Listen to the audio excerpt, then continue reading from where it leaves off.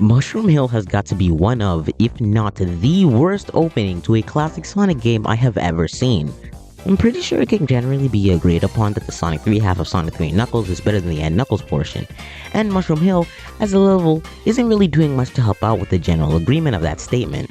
And since first impressions really do mean a lot, it makes Mushroom Hill a lot worse. Truth be told, I don't think I would ever play Sonic and Knuckles by itself. I never did, so the transition from launch base to this zone was seamless and therefore I just kept playing, but if this was swapped with Angel Island, I don't think I'd ever play Sonic 3 Knuckles. Yes, I know that's harsh to say, but I'm being serious. Don't believe me? Well, let's talk about it then. Now, despite the fact I absolutely did not praise Mushroom Hill Zone at the start of the video, I still do have quite a bit of things to say that this level surprisingly does well. And one of the major points I have is the balance between speed sections and generally having time for exploration. If you'd rather not go as fast and explore the zone with its extremely vertical level design, then have at it. I must admit that 90% of the exploration to be done in the zone is for the giant rings. So if you're not trying to get the big rings, the most you're getting is an upper route, but hey, it's part of the level and it's good, so it's here. And the speed factor isn't completely obsolete either. There are plenty of springs, loops, and some gimmicks that help you achieve top speeds. I mean, just look at this. And the last thing I want to mention is the environment and general aesthetic of the zone. Now, Mushroom Hill is one of those zones that change throughout it, and overall it actually looks pretty good. Now, I'm not saying I prefer the zone's visual design, but I can't really say it's bad without lying. The ground though is generally a good ground for each of the seasons. The grass texture is a lot different and more detailed from Marble Garden, for example. So overall, the environment does fit the level properly, and the balancing between speed and exploration is present. However, when I said Mushroom Hill was one of, if not the worst opening zones for classic Sonic, I was not joking. Let's talk about that too. Okay, so right off the bat, the first thing I'd like to mention is the music, and it's actually not downright atrocious. Here, take a listen.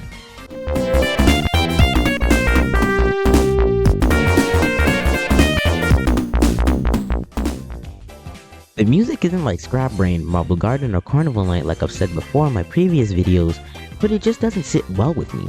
I simply can't see people genuinely liking the music in this zone. The beginning isn't anything special, by the time you're in the middle it's still getting a little better, but just when you think it becomes something memorable, the song just concludes and starts over again. I do have to admit, it's not horrible. When I say Mushroom Hill's music is bad, I don't mean it in the sense that Marble Garden is. I don't like Mushroom Hill's music, and I hate Marble Garden's music. So the music is mediocre at its best point. Next up, we've got to talk about the level design, and surprisingly enough, this is the reason I hate Mushroom Hill.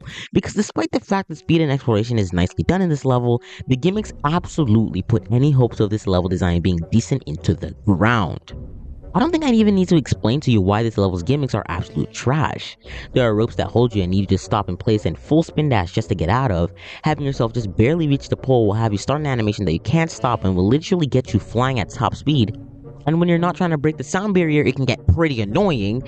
And don't even get me started on the enemies in this level. These sets of mobs are all, yes, all extremely annoying. The butterflies can just show up out of nowhere and can phase through the ground and walls, making them extremely hard enemies to defeat if you miss your timing. Last time I checked, I don't remember Vexes being in Sonic and Knuckles. Stupid mole thing, it won't even hurt you. If that was the case, it would be at least alright, but no.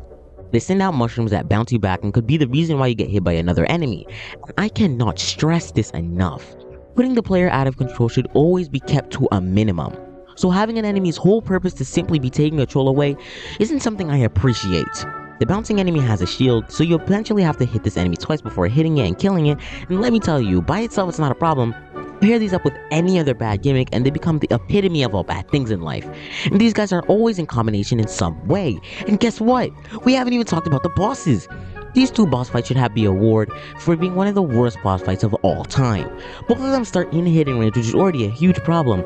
The mini boss continuously stays in hitting range, throwing the most lousy attacks I've ever seen. The main boss is essentially over before it starts because of the way they placed it. I mean, just look at this.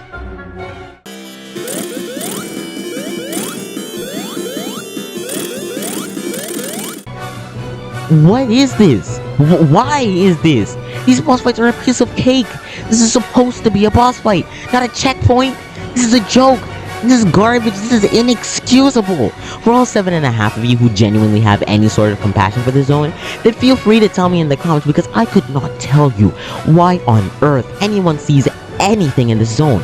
And if you don't insta-kill and nearly insta-kill the bosses, if you don't get screwed over by the zone's awful mechanics, and don't have issues with the enemies crawling up from the pits of Sonic 1, if you don't get annoyed with any of this level's horrible features, which mind you is nearly impossible, then at best, you get a mediocre level.